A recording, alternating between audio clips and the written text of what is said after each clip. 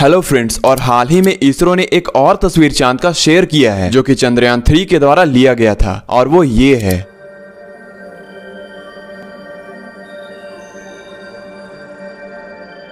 चंद्रयान 3 17 अगस्त 2023 को सफलतापूर्वक एक और बेहद ही अहम पड़ाव को पार कर लिया है, जो कि प्रोपल्सन मॉड्यूल और लैंडर मॉड्यूल का सेपरेशन है, जो कि चांद से 100 किलोमीटर की ऊंचाई पर हुआ था। और अब विक्रम लैंडर या फिर लैंडर मॉड्यूल का जर्नी मून के ऑर्बिट में सक्सेसफुली जारी है, जिसके बाद 23 अगस्त को जब चंद्रयान 3 चांद के सतह से 30 किलोमीटर की ऊंचाई पर होगा, तब विक्रम लैंडर के थ्रस्टर्स को ऑन कर दिया जाएगा, जिसके बाद धीरे धीरे चंद्रयान सतह से नजदीक आता जाएगा। और फिर 23 अगस्त समय 5:47 में चांद के सतह पर साउथ पोल रीजन में लैंड कर जाएगा। लेकिन अब ये प्रोपल्सन मॉड्यूल और लैंडर मॉड्यूल क्या है और इनका काम क्या है इस मिशन में, चंद्रयान 3 कौन कौन सी डिस्कवरीज करने वाला है और क्यों ये मिशन इंडिया के लिए सबसे जरूरी है, आइए आज के इस वीडियो में हम इन्हीं सारे इंटरेस्टिंग सवालों के जवाबों को एक्सप्लोर करेंगे। सो वीडियो में लास्ट तक बने रहिएगा और मैं श्योर हूँ कि इसके बाद आपके काफी सारे सवालों के जवाब मिल जाएंगे। सो सबसे पहले बात करते हैं चंद्रयान 3 कहाँ तक पहुँचा है और अभी एक्चुअली ये क्या कर रहा है। सो प्रोपल्सन मॉड्यूल से विक्रम लैंडर या लैंडर मॉड्यूल अलग होने के बाद चांद के ऑर्बिट में उसका चक्कर ही लगा रहा है। अब ये सवाल आपके दिमाग में जरूर आ रहा होगा कि कौन किसका चक्कर लगा रहा है, आखिर ये प्रोपल्सन मॉड्यूल और लैंडर मॉड्यूल में क्या डिफरेंस है एंड एट लास्ट इन दोनों का क्या काम है। तो पहले जानते हैं प्रोपल्सन मॉड्यूल क्या है। सो प्रोपल्सन मॉड्यूल दरअसल में एक ऐसी मशीन सिस्टम है जो किसी भी ऑब्जेक्ट को प्रोपेल यानी कि आगे धक्का लगाने का काम करता है। ये दरअसल में Newton's third law of action and reaction पे आधारित है, जिसमें किसी गैस या लिक्विड को जला के इंजन को एक्सेलरेट या आगे बढ़ाया जाता है। अब ये प्रोपल्सन सिस्टम हमारे एरोप्लेन्स में भी यूज होते हैं। तो ये बात हो गई कि प्रोपल्सन मॉड्यूल क्या है। अब चंद्रयान 3 में इसका क्या काम है, आखिर कितना अहम रोल रहा है इसका। सो आपको बता दो कि प्रोपल्सन मॉड्यूल ही वो चंद्रयान 3 का पार्ट है जो इस मिशन को आज चांद के बेहद करीब ले आया है। एक तरफ जब चंद्रयान 3 अर्थ को ऑर्बिट कर रहा था, उस समय इसे अपने ऑर्बिट को बढ़ाना पड़ रहा था अर्थ की ग्रेविटेशनल इन्फ्लुएंस से बचने के लिए और फ्यूल बचाने के लिए। उसी वक्त ऑर्बिट को इंक्रीज करने में प्रोपल्सन मॉड्यूल ने ही मदद की थी, जिसके बाद अर्थ की ऑर्बिट को छोड़ने के समय में भी जिस थ्रस्टर का यूज किया गया था वो भी प्रोपल्सन मॉड्यूल का ही था। वहीं पर दूसरी तरफ जब चंद्रयान 3 मिशन को मून के बॉन्ड ऑर्बिट मैन्यूवर यानी ऑर्बिट जंप कराना था, उस वक्त भी प्रोपल्सन मॉड्यूल का ही यूज हो रहा था।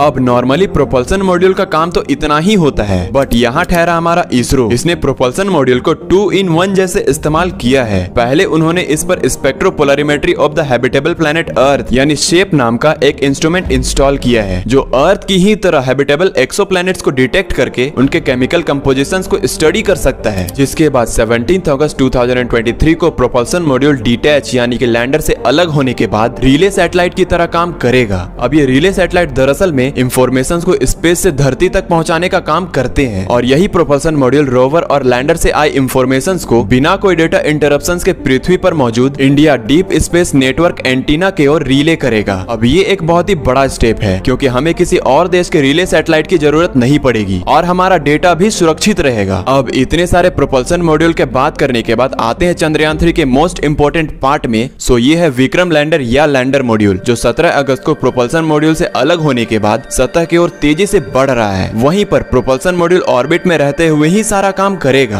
अब ये लैंडर मॉड्यूल ही वो पार्ट है जिसके बारे में सोचकर पूरी दुनिया हैरान है और इंडिया को चांद के साउथ पोल में लैंडिंग का इंतजार है। लैंडर मॉड्यूल में ही वो सारा इंपॉर्टेंट इंस्ट्रूमेंट लगाया गया है और यही वो सारा काम करेगा जिसे इसरो सालों से प्लान कर रहा है। अब एक बार सक्सेसफुली चंद्रयान 3 चांद पर लैंड हो गया तो उसके बाद लैंडर मॉड्यूल में से प्रज्ञान रोवर को निकाला जाएगा, जो तुरंत लेजर इंड्यूस्ड ब्रेकडाउन स्पेक्ट्रोस्कोप यानी लिप से मून के सॉइल में पड़े केमिकल कंपोनेंट्स को एक्साइट कर देगा। इससे उन केमिकल में से अलग अलग waves like alpha and X-rays निकलेंगे, जिन्हें रोवर पर लगे अल्फा पार्टिकल एक्सरे स्पेक्ट्रोमीटर से डिटेक्ट करके एनालाइज किया जाएगा, ताकि मून के साउथ पोल पर सोइल का कंपोजिशन क्या है ये पता किया जा सके। इसके अलावा साइमल्टेनियसली लैंडर अपनी लैंडिंग साइट से ही मून पर एटमॉस्फेयर कितना थिन है ये पता लगा पाएगा, और इतना थिन क्यों है इन मिस्ट्रीज को भी डिकोड करने की कोशिश करेगा, क्योंकि मून पर ना के बराबर एटमॉस्फेयर है। पहले तो लोगों को ये लगता था कि मून पर एटमॉस्फेयर है ही नहीं, पर रिसेंट स्टडीज में ये मालूम पड़ा कि मून के 10 किलोमीटर की हाइट तक एक बहुत ही थिन आयनोस्फेयर या सिंपली चार्ज पार्टिकल से भरा एक हल्का सा